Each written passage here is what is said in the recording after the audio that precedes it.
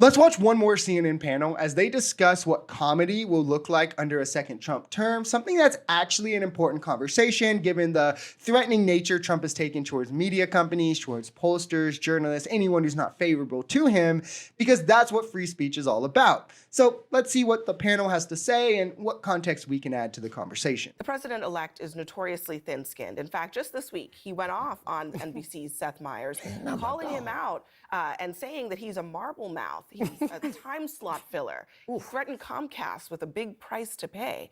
HBO's Bill Maher sees his role in this era a little differently than his peers in a world now that is basically run by MAGA.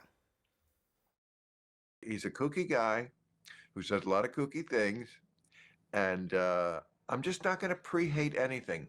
I'm just going to hope for the best, and then when something serious happens, I'll comment on that. I'm not going to chase every rabbit down the hole like I did the first term.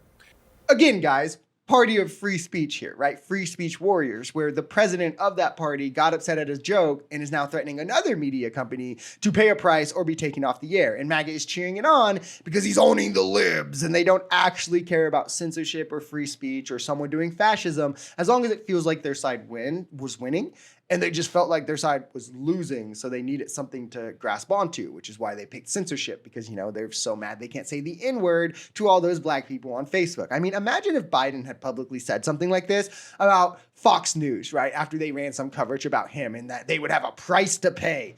Republicans would have ran with that for months. MAGA would still be talking about it to this day, but Trump does it, and all they give is a hell yeah, brother. Like, this is a scary precedent to normalize for either party, for anyone. He's threatened Facebook, ABC, Comcast. He's strong-armed ABC into accepting a $15 million settlement where every legal expert agreed they would have won that lawsuit, right? It's just because of the additional measures he could have taken as president.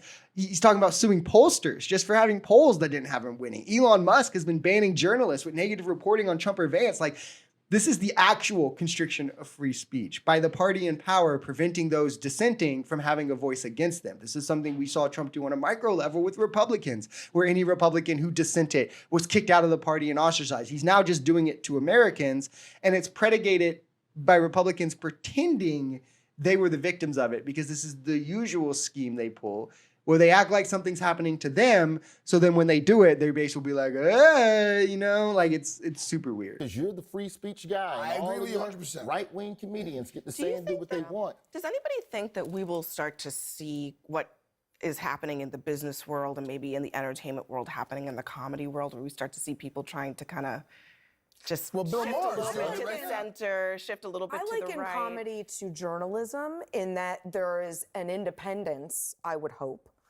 And my role as a journalist, your role as a journalist, is to hold people in power accountable.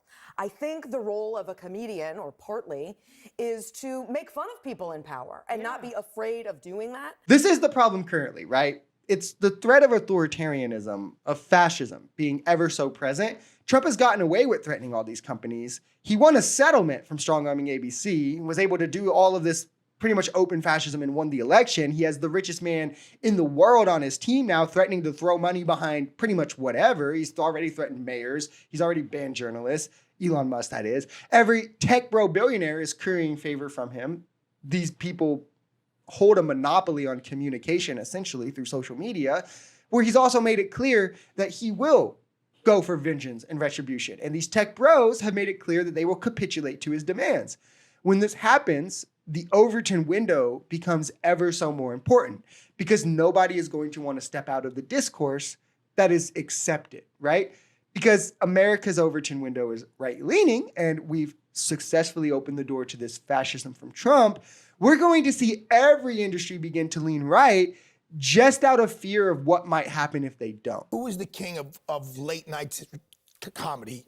Was Johnny Carson, right? He had the longest run. He was the most successful, completely apolitical. But people laughed at him. Times. They giggled at him. people weren't having their lives threatened. Come on, he was on during the Vietnam War. He was on during there Watergate. was not social media. Watergate wasn't domestic. The president of the United States was cheating. The same as the shadow of deportation. You cannot compare Watergate to deportation. Listen, The president of the United States, for the first time in history, resigns from office. That's not political. That doesn't affect America. John Kennedy gets executed. That doesn't affect America. John That's Kennedy not political. getting executed is not the same as people wonder, starving okay, so and but waiting for Roy, aid. But Roy, let me ask you this because sorry. I'm thinking about I apologize. I'm thinking about your special. Too much coffee. And the focus on like people and what's going on in their actual lives. No, it's because of social media or the rise of media in general. The one guy was close, right?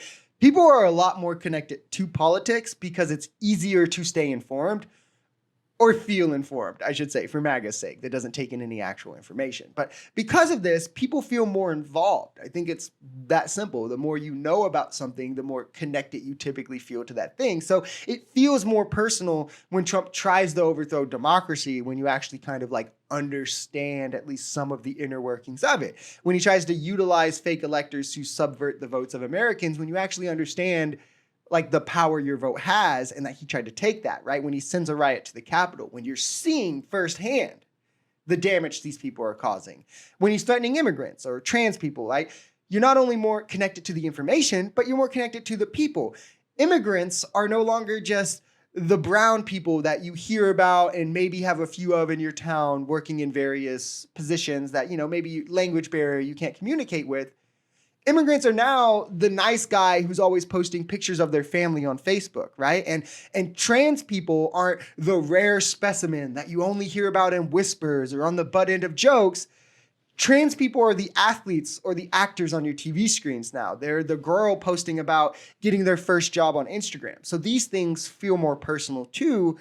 They truly are more personal because people are more connected. We've never had a president come in and try to erode away at the democratic nature of this country in the way that Trump has, let alone when we're all so connected to it to the extent we are now. And it's also been a long time since we had a president normalize such bigotry at the highest level of our office in the way he has.